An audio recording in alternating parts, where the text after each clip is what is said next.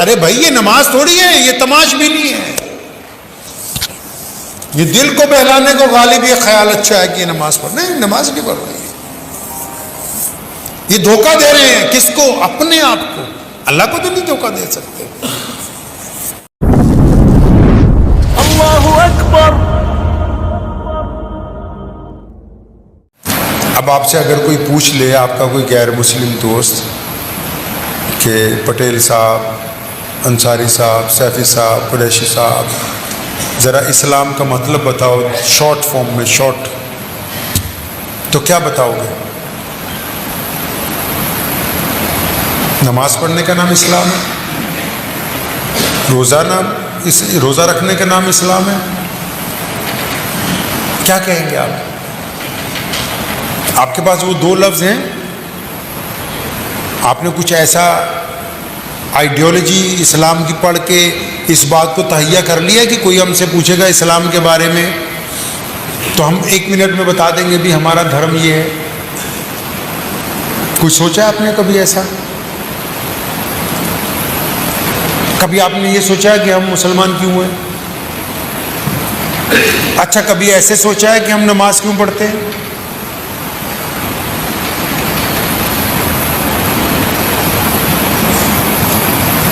بولے گا، بولے صبح کو گوشت اچھا ہونا چاہیے، دوپہر کو بھی چاولوں میں گوشت ہونا چاہیے، شام کو پکوڑی کے اندر ہونا چاہیے، رات کو بھی دیگچی میں ہونا چاہیے.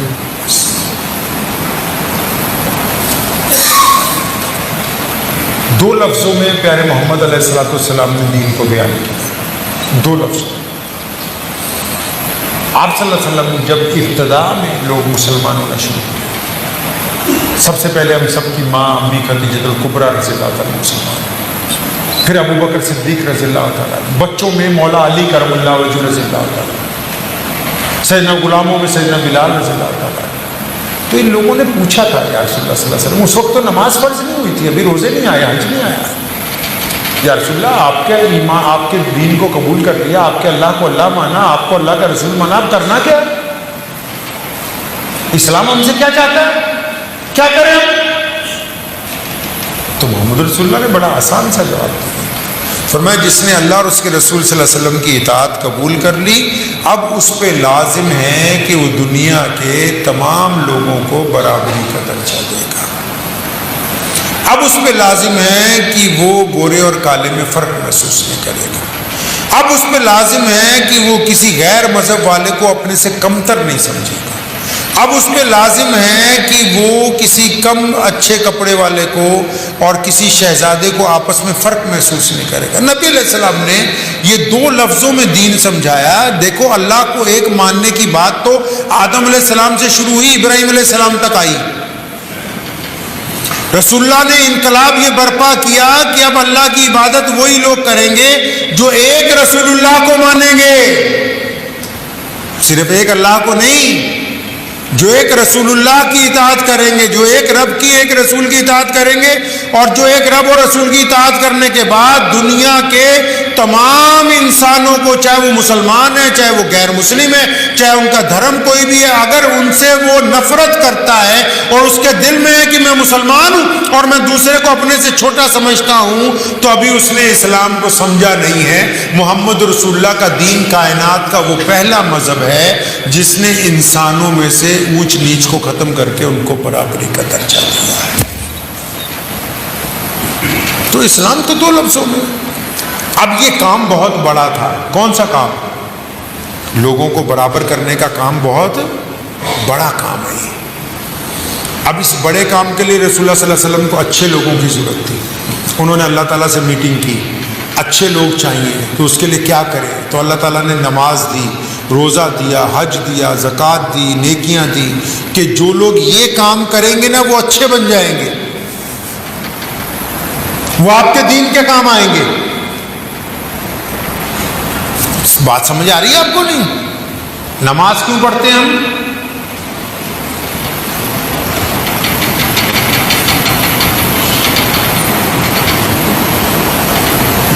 کچھ آئیڈیا؟ تمہارا بیٹا کیا نام ہے؟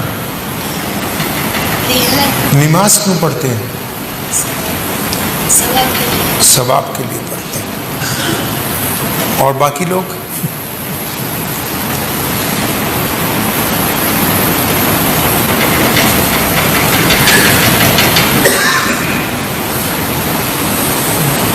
مشکل ہے کام. یہ مشکل کام اس لیے ہوا کیونکہ جتنا گڑ ڈالو گے اتنا ہی میٹھا. اپنے مولویوں کو پوچھتے نہیں ہو تو ان کے پاس بیٹھتے نہیں, ان کی خدمت نہیں کرتے. باقی ملک میں تو برا حال ہے, 5,000 10,000 مولوی کی تنخواہ. یہاں پتہ نہیں کیا حالت ہوگی, اللہ ہی بہتر جانتا ہے. بولے موبائل کمپنی کا چاہیے, کار کمپنی کی چاہیے, جوتی کمپنی کی, گھڑی کمپنی کی, اے سی کمپنی کا لگا ہوا. اور دین بولا جو کیلے بیچنے والا ہے وہ بھی فتویٰ دے رہا ہے, جو منڈی میں فروٹ بیچ رہا ہے وہ بھی فتویٰ دے رہا ہے, ڈاکٹر صاحب بھی فتویٰ دے رہے ہیں, انجینئر بھی فتویٰ دے رہا ہے, ٹرسٹی بھی فتویٰ دے رہا ہے, صدر صاحب بھی فتویٰ دے رہے ہیں. ارے نالائکو, دین جہاں سے آنا ہے وہاں برانڈ نہیں چاہیے. دین بھی تو برانڈ کا ہونا چاہیے. تو نہیں بولا ہم کو خود پتا رہے, پتہ ہی نہیں ہے آپ کو, تبھی تو سارے چپ ہیں. بھی نماز کو پڑھتے ہوئے پتہ نہیں. ہاں زیادہ سے زیادہ اتنا کہہ سکیں گے کہ نماز فرض ہے. کوئی یہ کہہ دے گا کہ رسول اللہ کی آنکھوں کی ٹھنڈک ہے, کوئی کہہ دے گا ثواب کمانے کے لیے. لیکن ایسا تو نہیں ہے اسلام میں. اس لیے تو نماز نہیں بنائی گئی, اس لیے تو نہیں اللہ تعالیٰ نے نماز فرض کی. اب کیونکہ ہمارے پاس دین برانڈڈ نہیں ہے, جو برانڈ والے لوگ ہیں ہم ان کو پوچھتے ہیں کیوں جی, ہم بولتے نہیں ہم کو زیادہ پتہ ہے. قرآن پاک کو پڑھیے اطمینان سے. متعدد جگہ اللہ تعالیٰ نے قرآن پاک میں نماز کی وجہ تسمیہ بیان کی. کیا فرمایا؟ ان الصلاۃ, یاد آ گیا اب آپ کو, لیکن اس کا ترجمہ نہیں کبھی یاد کیا. اللہ فرماتے ہیں کہ نماز تم پر اس لیے فرض کر دی ہے تاکہ تم گندی باتیں کرنی چھوڑ دو, اچھی باتیں کر لے. آپ نے تو سوچا بس نماز اس لیے کہ استنجے خانے اچھے ہوں مسجد میں, وضو خانہ ٹھیک ٹھاک ہونا چاہیے, بس نماز ٹائم پہ ہو. اگر امام صاحب لیٹ ہو جائیں تو ان کو ڈانٹیں گے, مؤذن لیٹ ہو جائے تو اس کو ایک دفعہ پھٹکار لگائیں گے, اس کے بعد ٹائم پہ نماز پڑھ کے گھر پہ چلے جائیں.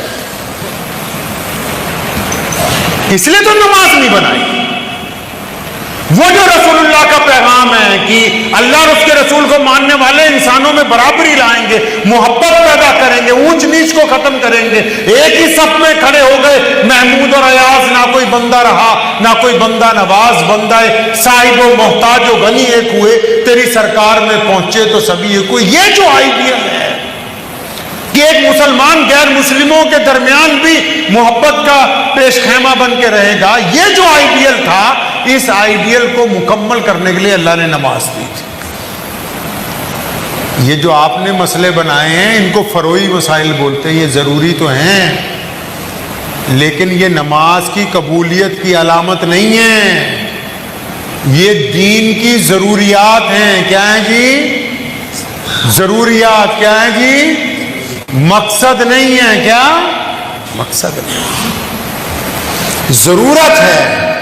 ضرورت سے انکار نہیں ہے, فرض ہے, انکار کفر ہے, لیکن یہ مقصد کیا ہے نماز کا؟ چھوٹی سی بات آپ کو عام دیسی زبان میں سمجھ لیجئے. مثال کے طور پہ اس مسجد سے ابھی آپ نماز پڑھ کے باہر نکلے, آپ اپنی کار میں, سائیکل پہ, جو بھی ہے جیسے بھی باہر نکلے, اور اگر آپ کی نگاہ سامنے کسی کی بیٹی پر پڑی, اب وہ بیٹی چاہے مسلمان کی ہو چاہے غیر مسلم کی ہو, چاہے وہ ہماری بہن ہو یا کسی غیر کی بہن ہو, کوئی ہو.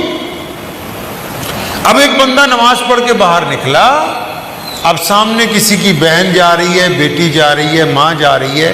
اب اس کی نگاہ ان پہ پڑی تو یہ نگاہوں میں مزے لے رہا ہے, تو یہ نماز پڑھ کے نہیں آیا, یہ ڈرامے بازی کر کے آیا ہے. اگر اس کی آنکھیں جھک گئی ہیں تو یہ نماز پڑھ کے آیا ہے. آپ نماز پڑھ کے گھر جاتے ہیں, اپنے باپ سے بدتمیزی اگر کرتے ہیں آپ, اور اپنی ماں سے بدخلقی کے ساتھ پیش آ رہے ہیں, اپنی بیوی کو تھپڑ مارتے ہیں, آپ اپنے بچوں سے دوست ہی نہیں بنتے, ان کے بچوں کے دوست نہیں بنتے آپ کا پڑوسی آپ کو دیکھ کے گھبرا جاتا ہے کہ اچھا آ گیا, کچھ نہ کچھ مجھے ڈانٹ نہ دے, گالی نہ دے دے. پھر آپ نماز نہیں پڑھ کے آئے, آپ کو دھوکا ہے کہ آپ نے نماز پڑھی ہے. آپ کی نماز نے تو آپ کو برائیوں سے روکا ہی نہیں. آپ کے ذہن میں تو نماز کا یہ آئیڈیل ہی نہیں آیا کہ میں نماز پڑھ اس لیے رہا ہوں کہ میں برائیوں سے پاک ہو جاؤں. آپ کی نماز تو آپ کو روک ہی نہیں رہی, نہ سود کھانے سے روک رہی ہے, نہ بےایمانی سے روک رہی ہے, نہ بد نظری سے روک رہی ہے, نہ جھوٹ بولنے سے روک رہی ہے, نہ غیبت. ارے بھائی یہ نماز تھوڑی ہے, یہ تماش بھی نہیں ہے. یہ دل کو بہلانے کو غالب یہ خیال اچھا ہے کہ یہ نماز پڑھ, نہیں نماز نہیں پڑھ رہی ہے. یہ دھوکہ دے رہے ہیں کس کو؟ اپنے آپ کو. اللہ کو تو نہیں دھوکہ دے سکتے. مجھے امید ہے کہ آپ کو یہ ویڈیو پسند آئی ہوگی. اگر پسند آئی ہو تو یہ آپ اپنے دوستوں کے ساتھ شیئر کریں اور اس چینل کو سبسکرائب ضرور کریں.